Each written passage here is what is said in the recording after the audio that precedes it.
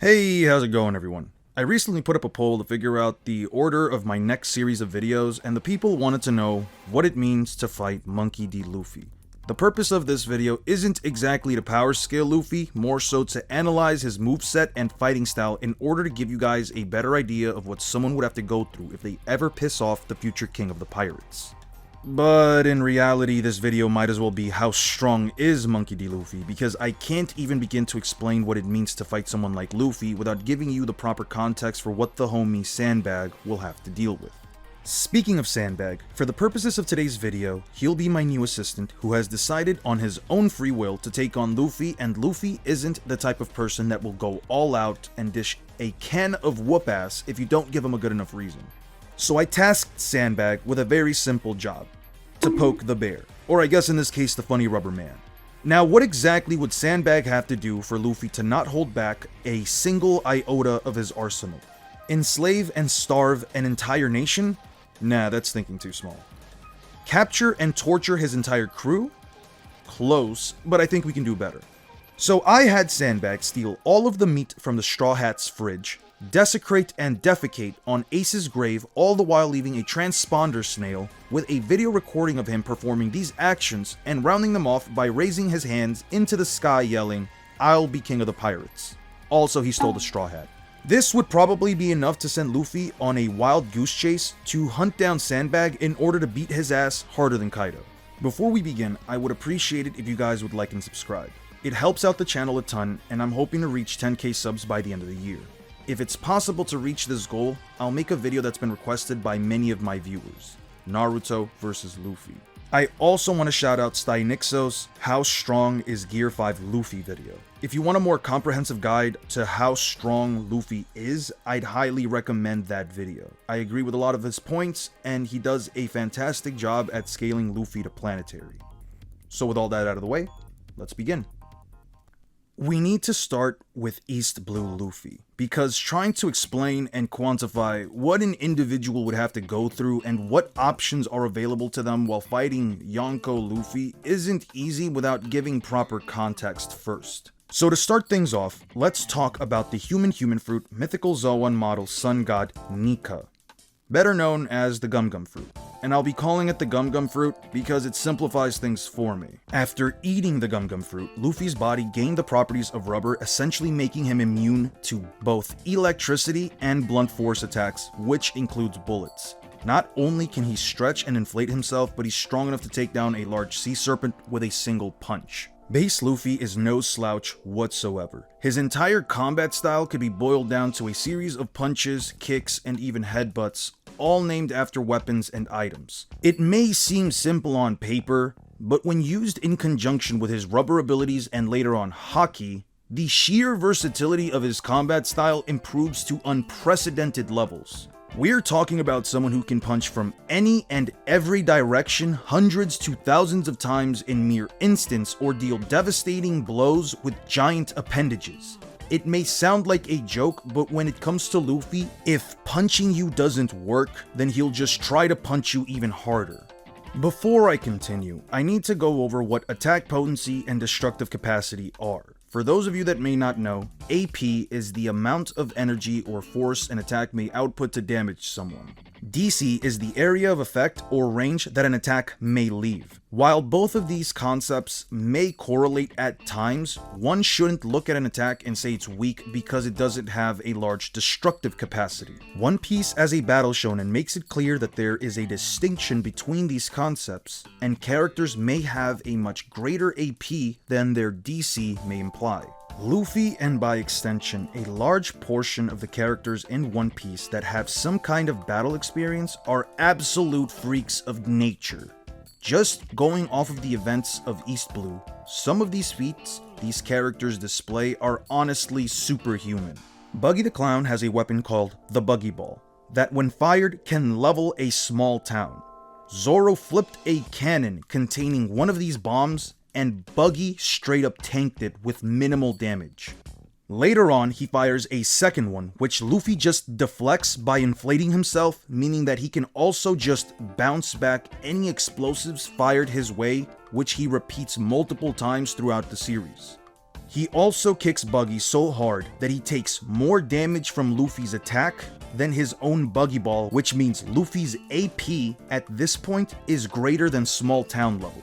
Later on, he fights Don Creek, who can lift up a 1-ton spear, and no, this isn't hyperbolic, they literally mean 1 ton. He stopped a paddle boat containing 2 adult men and just threw it up several feet in the air with 1 arm.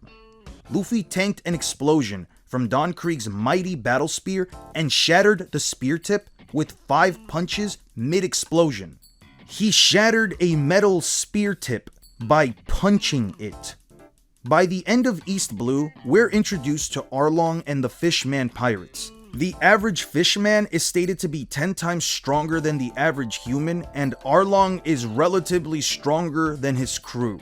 There's a lot to talk about with Arlong and his fellow fishmen, but the main takeaway is that Luffy was capable of shattering Arlong's sword with his grip and brought down the entirety of Arlong Park with his bare fists and a single kick. So just to round up everything we've gone over so far, Sandbag would have to deal with a guy who is immune to blunt force trauma and electricity.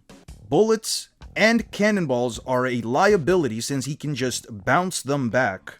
Knives and swords are basically useless since he can shatter them with his teeth or grip strength. He can survive explosions, and using piercing weapons or jaws won't even be enough to slow down Luffy.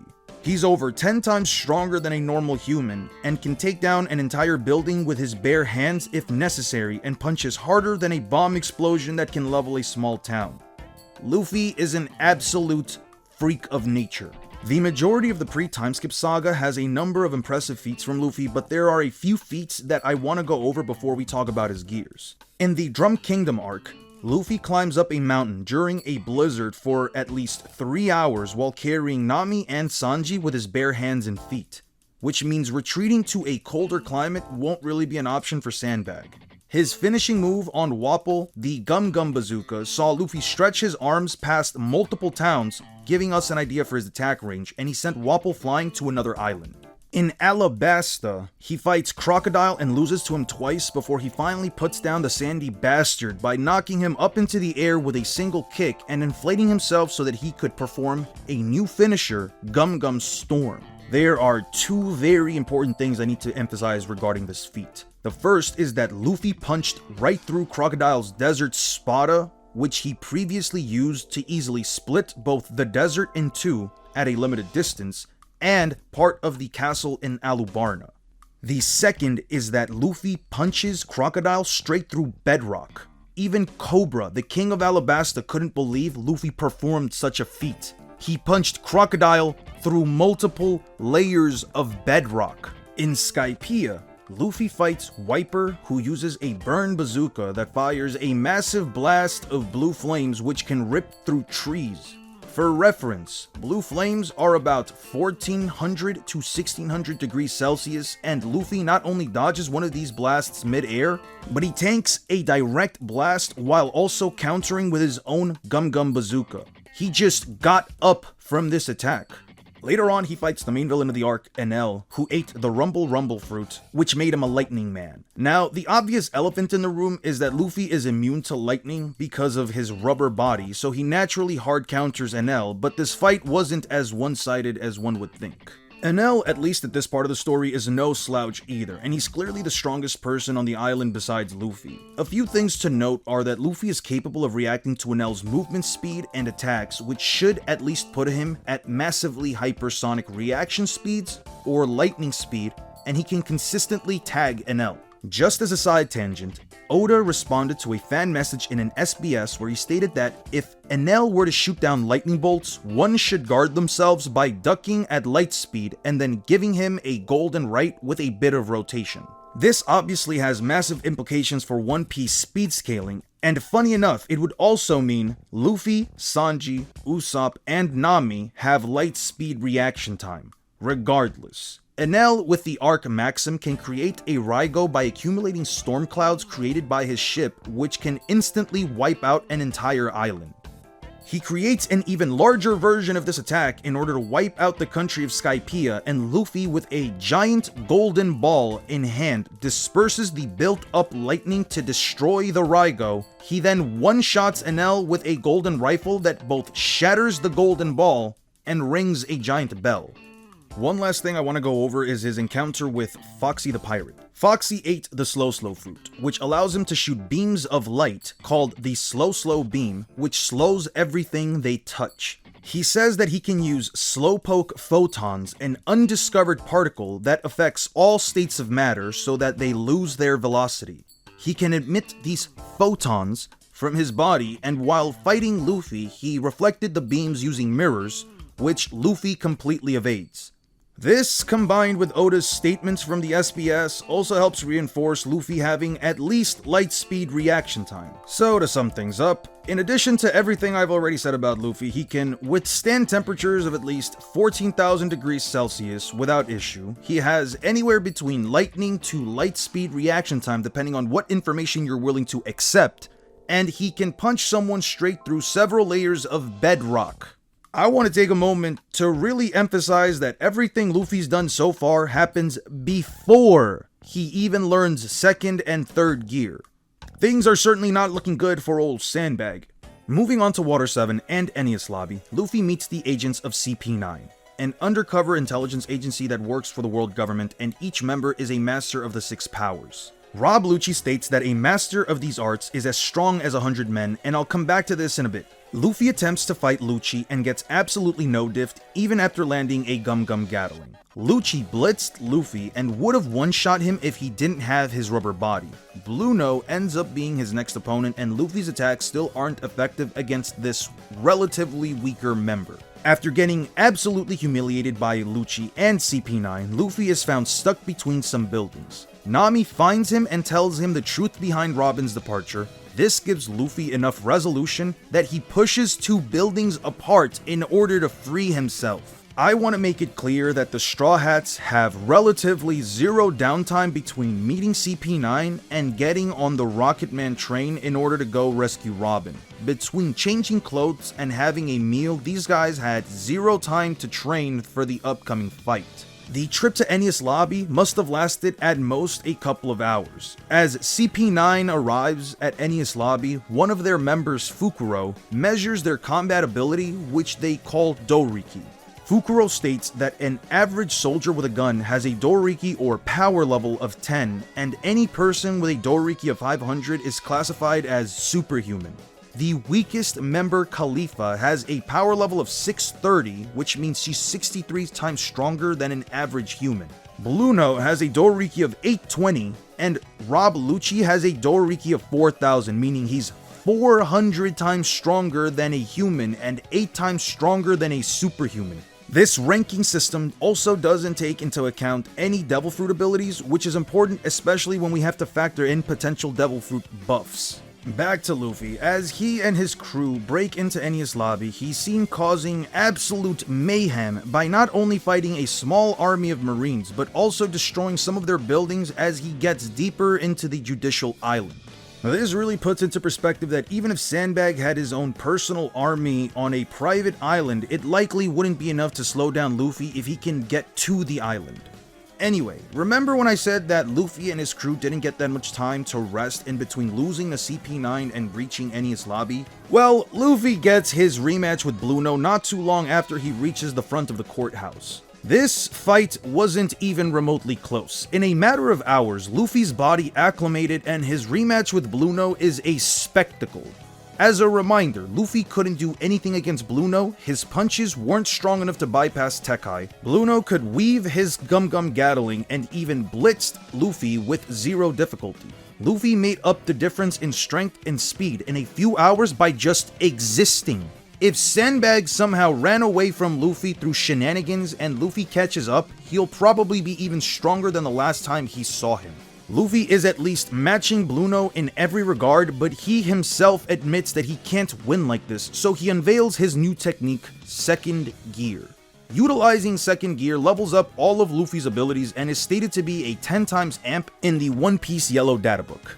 Luffy moves so fast that Blueno can't even hope to keep up with him and has to retreat using his air door just to escape his can of whoop-ass. He states that Luffy has now perfectly copied the shave technique and that his body is strong enough to utilize it easily, and Luffy adds that he picked up this ability after seeing it only once. Moving on to his fight against Rob Lucci, there isn't much to talk about besides the following. His fight with Blueno and his quick subsequent snack must have made him even stronger because by the time Luffy vs Lucci starts, both combatants were relative to one another in base. As a reminder, Lucci's Doriki is 4,000 while Blueno's is only 820. And Luffy stated he couldn't beat Blueno without second gear, which means he got approximately 4.9 times stronger in between fights. I'm sure someone in the comments is going to say that there is absolutely no way I believe Luffy just got almost 5 times stronger in between fights, or that Lucci was holding back, or whatever other nonsense, but the truth is that he did get stronger. Blueno wasn't much stronger than Fukuro. Franky not only fought and defeated Fukuro, but his punches dealt a considerable amount of damage to him. Against Lucci, the same attack did next to nothing. Lucci states his Doriki is 5 times that of Fukuro's, and even Franky says he's incomparably strong. Luffy and Lucci push each other to use second gear and hybrid transformation respectively, and they seem to be relative, implying that Lucci's hybrid form is a 10 times amp. It's during this encounter that Luffy unveils his other new technique, third gear. By inflating his bones with air, Luffy can turn any part of his body into the size of a giant. And he specifically uses this technique when he needs power at the cost of speed. He hits Lucci with a Gum Gum giant pistol, and Lucci not only braces for the attack with Tekkai, but he also puts his arms up for added defense. Luffy punches Lucci straight through a fortress wall, to the point Lucci even admits he's losing consciousness. Third gear is clearly more powerful than second gear, so given its 10 times multiplier, we can assume that third gear is at least an 11 times amp to strength, bare minimum. He can stomp out a marine battleship with a single kick from third gear. Now, there's still approximately 5 arcs to go before we even reach the time skip, so I'll start listing off some of the feats that Luffy or his crewmates that scale below him performed throughout these arcs to give a better idea of how much more powerful he'll get and the possible new resistances his body will develop. In Thriller Bark, Zoro dodges Bartholomew Kuma's pad cannon. Kuma states he's able to repel air at the speed of light. This reinforces the idea that at this point in the series, these characters have reached at least light speed reaction time, but Zoro goes one step above this because after Kuma uses his Ursus Shock to blast away the survivors of Thriller Bark and the Straw Hat crew, he fires a beam of light at Zoro, who's on the ground, and dodges the beam after it was shot, meaning at least Zoro and Luffy have light speed movement speed, even if it's in short bursts. In Sabaody Archipelago, Luffy and the crew battle against a pacifista, which are superhuman cyborg weapons created by the world government modeled after Kuma. They can shoot beams of light from their mouths and hands, which Luffy and the crew constantly dodge, run away from, or even tank. It takes the entire crew working together to defeat one of these things, and Robin even smashes its head shut so that one of its beams explodes on itself. Luffy uses Giant Rifle to land the finishing blow, and the pacifista is still intact, albeit inoperable.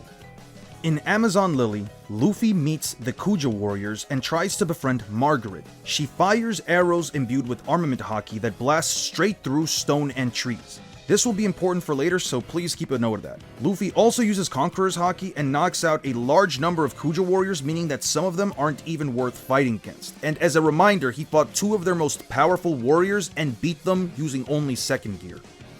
In Impel Down, he fights Magellan, who is a poison man that can generate poisons that have a variety of effects, including a neurotoxin that paralyzes the victim and causes an intense pain, irritant gases, and corrosive toxins. Luffy nearly dies from this encounter. Finally, in Marineford, Luffy is fighting multiple opponents far above his weight class, both literally and figuratively. The best I can say is that he survives multiple FTL attacks from Kizaru, and he even dodges another pacifista laser, only cementing his light speed reaction time. Let's go over and update the list of everything poor old Sandbag will have to deal with so far. He's now at least 400 times stronger than a normal human in base, without including any of the possible increases in strength from Enies Lobby all the way through Marineford. He can likely just level a city at this point, given enough time, considering his punches, kicks, and brute force can tear down buildings like they're paper mache. He definitely has light speed reaction time and possibly light speed movement speed in short bursts. He can amp his strength and speed 10 times with second gear, and he can inflate his limbs to the size of a giant to hit many times harder beyond second gear with a bare minimum of at least 11 times his base. I'd be lying if I said I didn't feel bad for Sandbag because he sort of made a mistake. I don't know what man-made weapon or army he could possibly use to fight Luffy besides maybe a nuke, and the crazy part is that it only gets worse because the version of Luffy he pissed off is Yonko Luffy. Again, this is just to give you guys context of what he can do. So let's talk about post-time skip Luffy, and I'm gonna let you guys know right now that he's an absolute animal. No, seriously, he named all of his moves after animals. PTS Luffy spent 2 years mastering the basics of Haki. He learned to utilize both armament and observation Haki, and he can now use Conqueror's Haki at will. He also mastered and removed the weaknesses of both second and third gear. The first thing we see this version of Luffy do is dodge a Pacifista's barrage of light beams, which he calls slow, and then he proceeds to one-shot said Pacifista with a single blow from his armament Haki enhanced second gear jet pistol.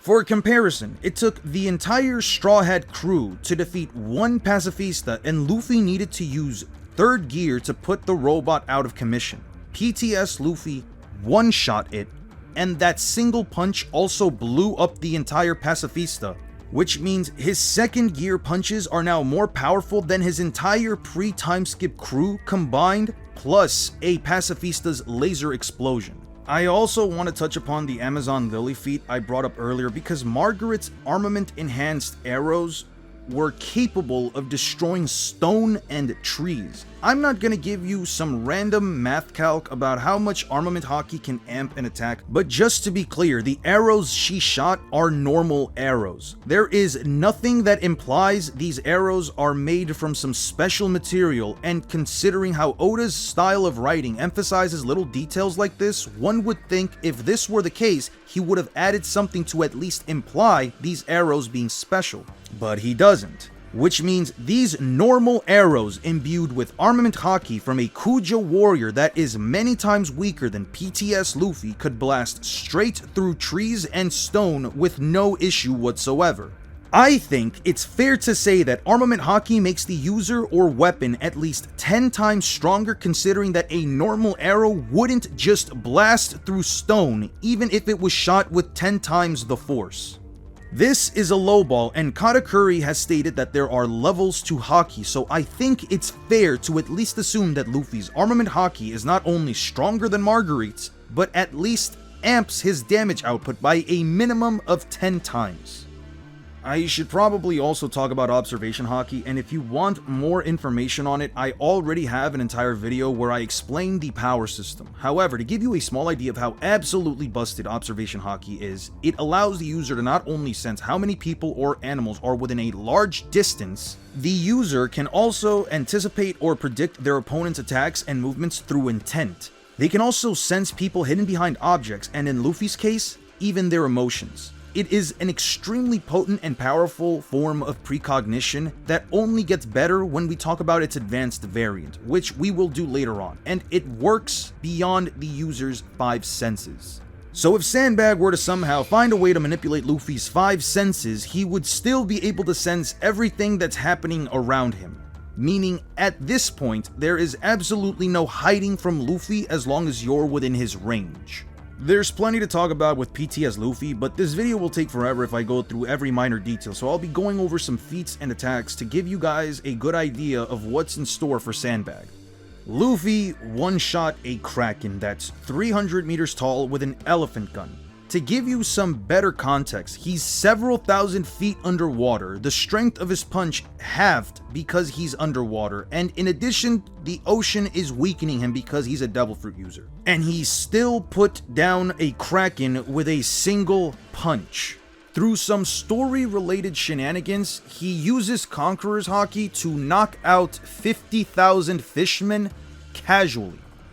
He later fights Hordy Jones, captain of the new Fishman pirates, who was under the effects of an energy steroid. As I mentioned earlier, fishmen are 10 times stronger than humans, and Hordy Jones served as a soldier in King Neptune's army, so that he could become stronger. I would argue that he's at least twice as strong as a normal fishman, especially since Usopp states that he's stronger than Arlong, but for the sake of simplicity, we'll just keep him at 10 times stronger than humans. The energy steroids double the strength of anyone who eats one of these pills and doubles it again after they eat a second one. One thing I should note is that because Luffy fought Magellan and survived, his body developed special antibodies to drive away poisons, which means Sandbag won't even be able to use any poisons or venoms to deal with Luffy. I didn't have anywhere else to throw that in, so... Anyway, back to the Fishman. Hordy Jones ate a large amount of energy steroids, enough to go through a physical transformation so his body could compensate for the new power. Without the energy pills, his grip strength was powerful enough to destroy part of the Ryugu Castle wall. After his overdose and transformation, a droplet of water that he threw blasted its way through multiple coral hills all the way through Fishman Island. The exact number of pills Hordy ate before his transformation isn't stated, but we can estimate the amount of pills by the number shown on panel and in the anime while he's fighting Luffy. The anime does a better job at showing us the number of pills Hordy consumes, with 45 pills in his hand and 15 pills that fall off as he's swallowing them, so we can assume that he's eaten at least 30 pills, not including the 4 he ate earlier. Hordy Jones is 10,737,418,240 times stronger than a normal human. No, I am not kidding. This ridiculous ass number comes directly from canon information, and this is a lowball. All of the math is on screen, and Luffy beats him down into submission with his elephant Gatling gun. I'm starting to think that a can of whoop-ass is a massive underestimation of what he's going to do to Sandbag, but we must continue. In Punk Hazard, Luffy fights Caesar Clown, who ate the gas fruit. He can ignite the gases his body creates and manipulate into explosions. He did catch Luffy off guard with the first explosion, then his smileys wrapped themselves around Luffy and he set them off to make an even larger explosion, but Luffy somehow escaped and had moved all the way behind Caesar before the explosion got him. I can only imagine Sandbag tying up Luffy somehow with a C4 strapped to his chest and Luffy blitzing the explosion as it's happening. Dressrosa is next, and there's a lot to talk about here with Don Chinjao. In his youth, he could split a continent of ice that was so tough pickaxes and fire couldn't even leave a scratch. He explains that to even perform such a feat, you have to use a tremendous amount of force focused on a single point.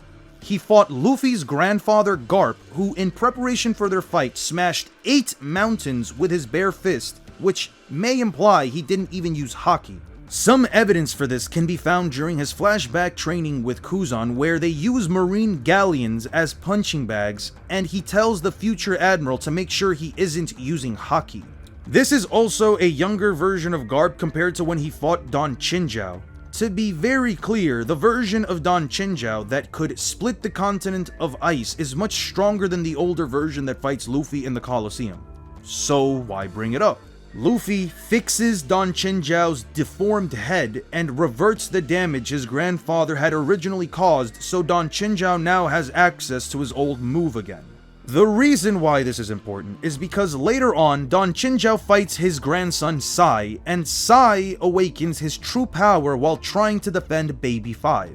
He broke his grandfather's drill head, and Chinjao even states that the Hashoken style has been finally passed down to Sai. Chinjao literally states that Sai's foot is now powerful enough to split the ice continent, and just to be clear, the original Japanese text calls it a continent.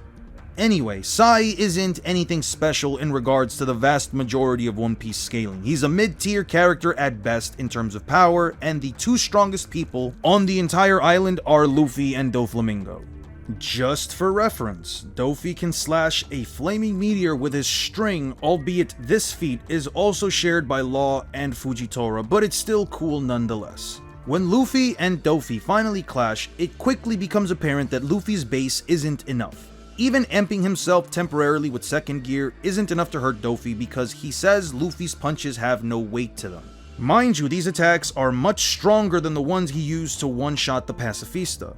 As for third gear, it's basically as useless as second gear since it's too slow to hit Luffy, and at the same time, he could block Luffy's elephant gun with a spider web. This fight meant that Luffy needed to take things up to another level, and I think you all know where I'm going with this. To give you all an idea of how powerful Gear 4 is, I think we need to establish at least a multiplier, but since there isn't any direct statement that can give us a value for this transformation, we'll have to make one through implied statements. Doflamingo says that the use of armament hardening and tensile force is increasing Luffy's power several times beyond his limits, and several could mean 3 to 4 times bare minimum. In the past, I've said Gear 4 should be at least a 30 times amp considering that second gear is a 10 times amp, and applying the term several to get the value of 30 times. But I may have been downplaying the transformation by a considerable amount, and that's because I didn't apply the possible multiplier for armament haki. You see, Luffy's entire body is covered in armament haki, and as I've mentioned before in my Haki Explained video, haki has levels to it. Haki that takes a hue of color and gains a flame-like pattern seems to be more powerful than the standard black hardening. However, I can't just give you an arbitrary number, so we'll stick to the 10 times amp for armament haki.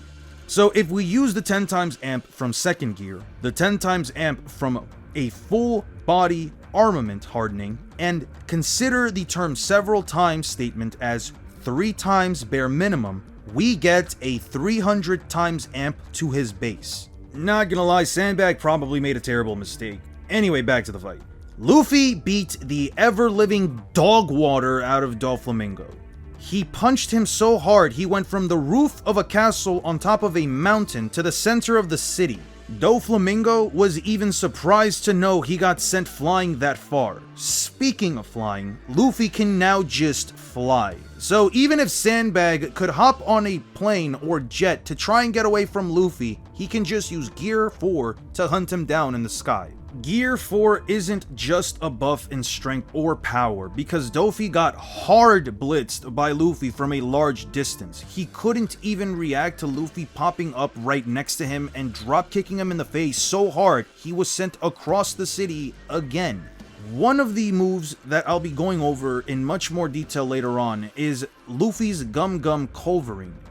It's a punch that, even if dodged, will change directions mid-air and follow its target at faster than light speeds until it bonks his opponent. Luffy even tried to hit Luffy with an armament-enhanced kick after he thought he weaved his punch, and it just bounced off the angry funny rubber man without leaving a scratch. He then got clocked in the face by Culverin.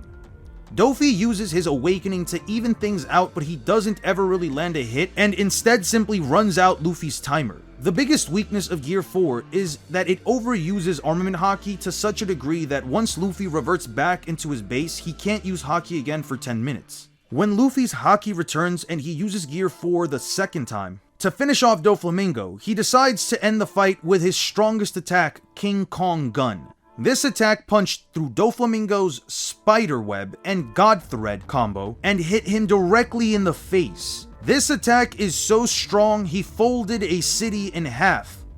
Not from the punch itself, but from the impact of the opponent hitting the ground. Sandbag might just have to move to the bottom of the sea at this point.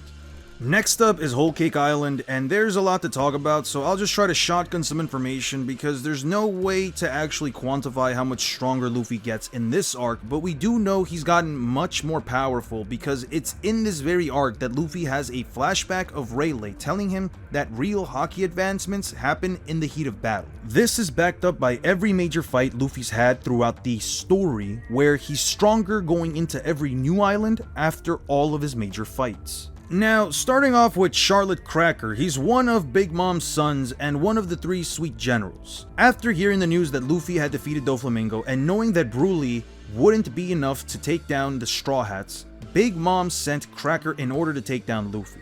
Cracker is stronger than Dofi. His Biscuit Knights have shields that are durable enough to deflect Luffy's elephant gun, and they're too much for Luffy's base form to handle. Luffy even admits that Cracker's color of armaments is too hard and has to resort to using Gear 4 to deal with the Biscuit Knight. He 2-shots Cracker's armor, and hidden within is the real body that immediately goes for a sword attack that cuts through Gear 4, Luffy's armament hockey coated arm. The fight lasts about 11 hours because Cracker can spawn an infinite number of Biscuit Knights, and Luffy did need assistance from Nami in order to defeat Cracker. He unveils a new transformation in Gear 4 Tank Man, but it's a situational transformation that normally wouldn't come up in a fight, but he does one-shot Cracker using this form. I should mention that most of those 11 hours were spent eating the Biscuit Knights and running, but it also goes to show how much food Luffy can eat, if that were to ever come up. The more important fight regarding this arc involves the strongest of the Sweet Generals, Charlotte Katakuri, the 1 billion berry bounty man. Again, it would take forever if I go over every little detail of the fight, so one of the 2 main takeaways from this encounter is that Katakuri is the strongest opponent Luffy's faced so far. He has access to the advanced application of observation haki, better known as Future Sight. He can literally see several seconds ahead into the future. The majority of their fight showed Katakuri completely overpowering Luffy and flexing his complete superiority. Everything Luffy did, Katakuri would either replicate or had an answer for. He even broke the cardinal rule of shonen manga and prevented Luffy from transforming. He did lose his composure at one point, and Luffy did land some hits while using Gear 4, but after he regained his composure, Katakuri overpowered Gear 4 Luffy. Something even Doflamingo couldn't do. The entire fight lasted approximately 10 hours, and Luffy did take a 10-minute break in between. The second main takeaway from this fight is Luffy's adaptability and combat prowess, because he was forced to make up the difference in strength, speed, and haki, and eventually had to become strong enough to fight Katakuri on equal footing. I know some people will say Katakuri hurt himself, he was nerfed, and all this copium-induced takes about how it's BS that Luffy won, but the truth of the matter is that Flambe interfered. Luffy got stabbed first, and arguably worse, he took even more damage than he should have afterwards, and Katakuri himself admitted Luffy wasn't inferior. This fight really goes to show how much stamina, endurance, and pain tolerance Luffy has before he drops. Anyway, Luffy figures out how to use Future Sight, so that's another thing Sandbag now has to deal with. I'm not gonna act like Luffy wasn't fighting for his life, even though he figured out how to see into the future. Both Luffy and Cat decide to finish the fight, so I think it's finally time we talk about Gear 4 Snake Man. Have you ever seen a guy just throw punches like if he were a walking turret? Because that basically sums up Snake Man. This transformation is all about speed, specifically attack speed. Luffy utilizes his Culvering attack and gives it a second gear-like amp, transforming it into Jet Culvering, where it looks like the straight punch he threw is all of a sudden coming in from the side. Cat was surprised by this and was sure he dodged Luffy's punches. He acclimates to the speed of Luffy's attacks, and they have an impressive back and forth. 2 attacks I want to focus on are Black Mamba and King Cobra. The former is a barrage of faster-than-light punches that rain on the opponent without mercy, and if it weren't for Future Sight and his malleable body, Katakuri would have taken massive damage from this attack. The latter is his strongest attack in the form, which he used to finish off Katakuri in the closest fight he's had up until now. And if I'm going to be honest, everything I've said about Luffy up until this point is incomparable to what he becomes when he reaches the land of Wano. So let's just mosey on down to Wano. This is where Luffy becomes an absolute god. But before we reach that point, we need to go over a few things. Kaido is the world's strongest creature, and creature is a proper epithet because he is constructed alternatively. The first thing he does is vaporize a mountain, and I've seen people consider this feat as only mountain level, but remember the whole thing I mentioned before about AP and DC? Just because he vaporized a mountain does not mean he caps out at mountain level, especially since a much weaker character can split an ice continent with his foot. Luffy meets Kaido and gets immediately blitzed and one-shot. It's not even close. Whichever version of the fight you want to use, be it the manga or anime, Luffy didn't stand a chance against Kaido, and it's emphasized when Luffy is training in Udon Prison, where Hyogoro adds that Luffy's power amounted to nothing. This fight is a perfect representation of what a pissed off Luffy would do to someone that hurts his crew, and so Sandbag, if you're watching this is what you'd have to deal with. He catches Kaido off guard, hits him with an elephant Gatling, which, as a reminder, is the move a weaker version of him used to beat a fishman that was 10 billion times stronger than the average human into unconsciousness. He amps himself 300 times with Gear 4 and goes for an even stronger barrage of attacks, and it did nothing. Luffy gets sent to prison, learns advanced armament haki, and the next time these two face off is on the rooftop in Onigashima. Everything I've mentioned up until now has been a precursor for what Yonko Luffy can do in a fight, and everything he's either resistant or immune to. Just to give you another idea of how much stronger Yonko Luffy is, he has essentially integrated second and third gear into his base and is now stronger than the Gear 4 version that Kaido one-shot. As I mentioned earlier, one of the things Luffy learned while training was the Advanced Armament Application Internal Destruction. This allows the user to flow haki through their opponent's skin, bypassing their durability and destroying them from the inside out. Luffy's new second gear plus third gear attack, Red Rock, not only knocks Kaido into the ground, but it actually draws blood from the Yonko. And Kaido gets his get back by immediately blitzing Luffy through his future sight. There's a good reason Kaido earned the epithet World's Strongest Creature, and it's not hard to see why. No matter how many times he's jumped, punched, slammed, stabbed through the heart with a gamma knife that destroys internal organs and prevents healing, slashed, kicked, and punched again several times till the end screen pops up, Kaido gets up from all of this and just walks it off. Again, as a reminder, Yonko Luffy is stronger than the Gear 4 version that beat Doflamingo, which means he's at least 300 times stronger in base from when he first fought Kaido. He stacked Gear 4 on top of that and then hit Kaido with a barrage of punches that are injecting the damage past his scales into the inside of his body, these many upon many times stronger than continental punches, and Kaido just gets up from that and causes a tornado. This version of Luffy isn't strong enough to fight Kaido and is taken down for a brief period of time after Kaido bonks him with Ragnaroku.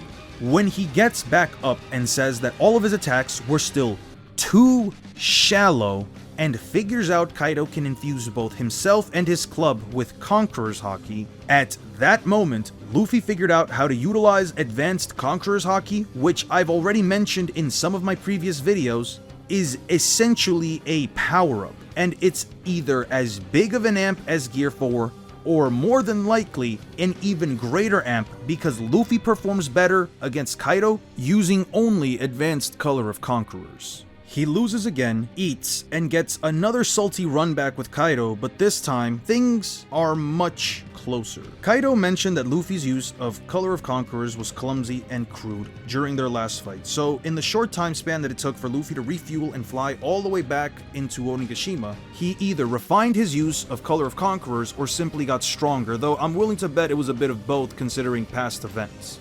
This is where Luffy can finally call himself a Yonko, because his first clash with Kaido ends up splitting the skies like all other Yonko clashes. Their final fight must have taken anywhere around 15 minutes, considering Luffy was still eating when the timer was shown. This is where I can finally start talking about what it means to fight Monkey D. Luffy, because this fight gives us, the viewer, a perfect idea of the progressive use of Luffy's current set of abilities. Luffy can use a combination of second gear and third gear for speed and weight without needing to resort to gear 4, while also applying advanced Color of Conquerors to all of his attacks so he doesn't even have to touch his opponent. He can ignite his arms into giant fireballs that can clash with Kaido's Blast Breath.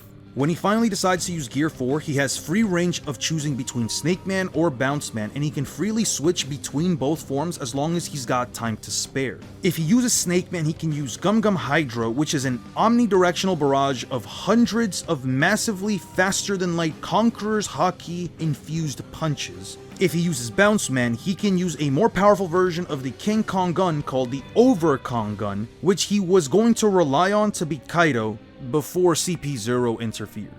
Sandbag fucked up, plain and simple. He absolutely done goofed. What a blunder. This bozo pissed Luffy off on his own free will. I can't even imagine why he would ever willingly choose to upset someone this powerful, and I haven't even gotten to Gear 5 yet. So let's just segue into that. Gear 5 Luffy is a god. There's no other way for me to describe him, because the stuff he does is straight out of a cartoon. Luffy's Devil Fruit Awakening sees a final transformation where he unlocks the full potential of the Nika Fruit. Everything he did up until now is nothing compared to what he's capable of in this form.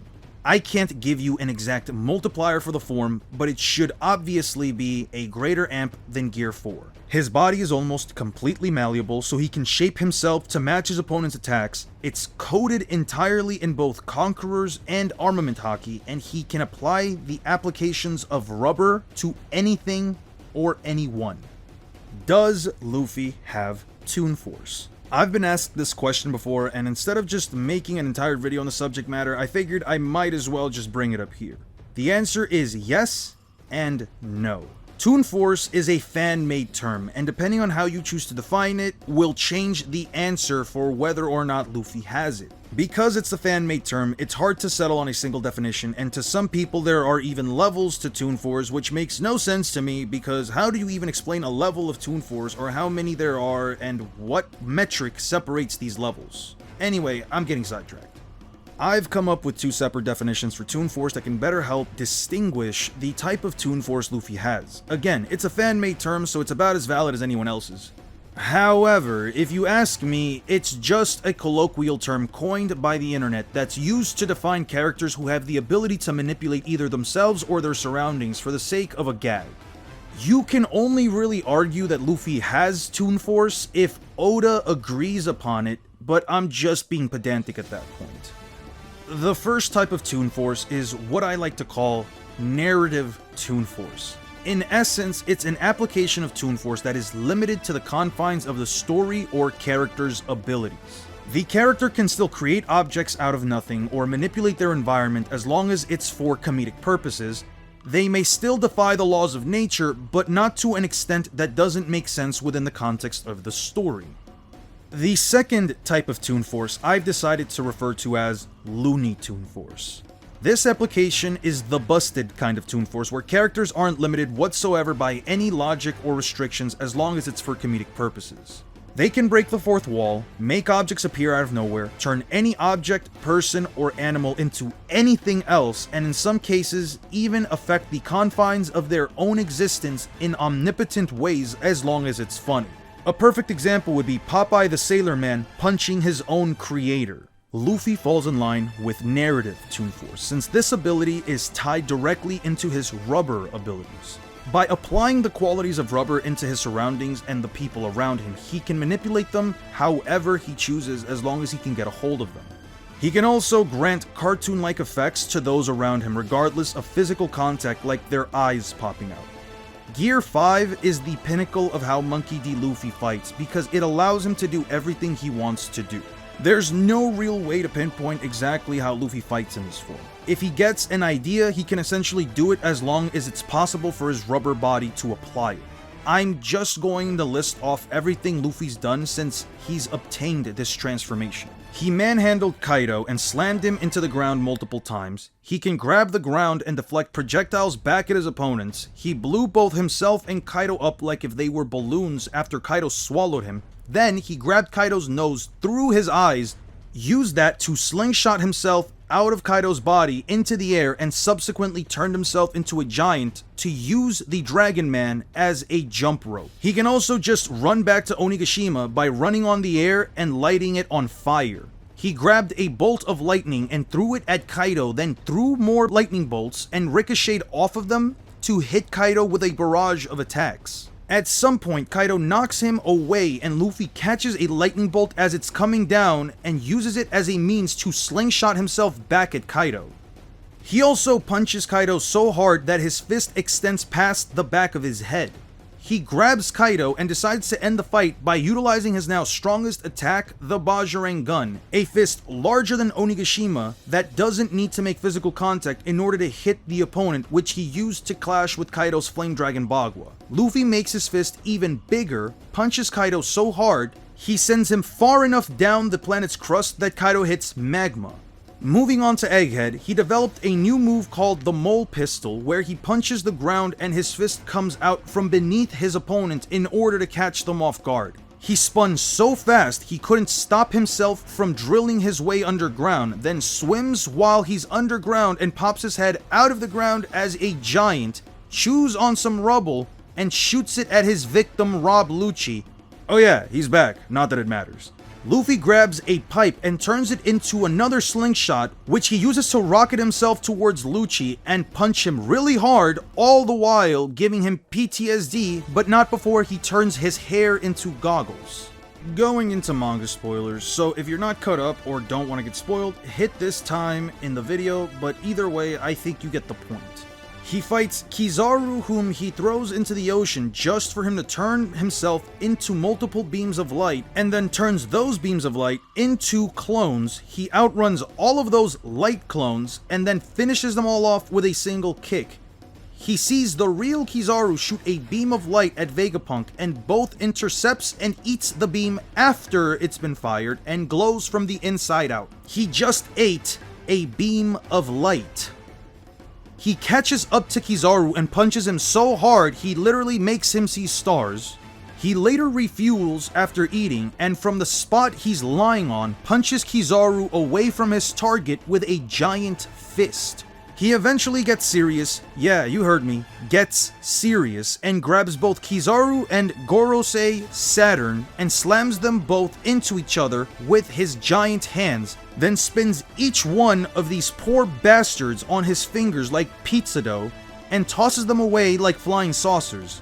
In Kizaru's case, if there wasn't a ship exactly where he landed, he would have been dead because he would have hit the ocean. The rest of the Gorosei pop up, but so do the giants in order to help out the Straw Hats. Saturn shoots poisonous projectiles at Luffy, and he just grabs a nearby tree, chews it down into the shape of a bat, paints it, and swings the projectiles right back at the Gorosei. These projectiles were also explosive.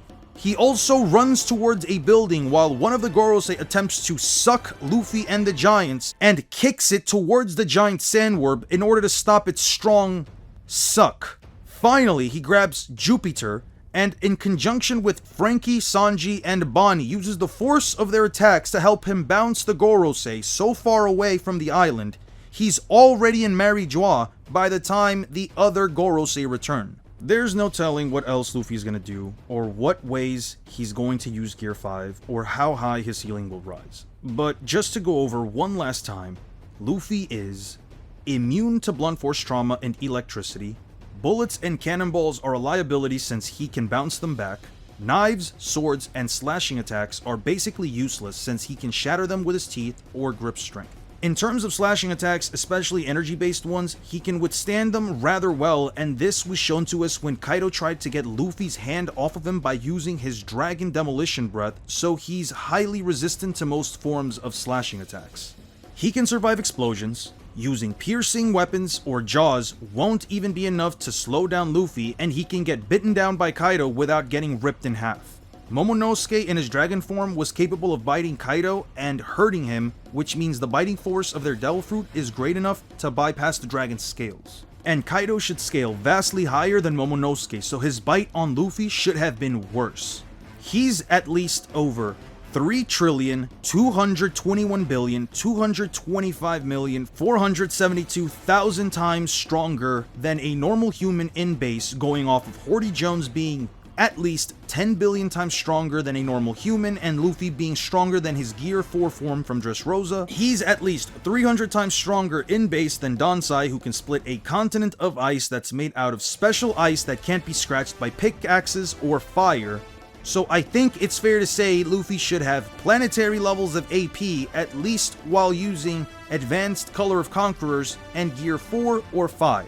He can inject the force of his attacks into his opponents to destroy them from the inside out, or hit his opponents without touching them. He can withstand temperatures of at least 14,000 degrees Celsius without issue, and by Wano, he can easily tank a blast breath that can vaporize mountains. He's highly resistant to most poisons. His stamina can last anywhere between 10 to 11 hours in a high diff battle, and possibly more as long as he's not using Gear 5. He's massively faster than light, he can see into the future, and if things get dire, he can access a transformation that turns him into a godlike cartoon character that can turn both his surroundings and enemies into rubber in order to employ whatever amount of shenanigans and general silly antics his twisted creative mind can come up with. So that's it for the video. Sandbag is screwed. I've lost his number, cause honestly I don't even want to be anywhere near him when Luffy finds him. I hope you guys enjoy the video, and please send your thoughts and prayers to Sandbag's family. Thank you all so much for watching. Peace out.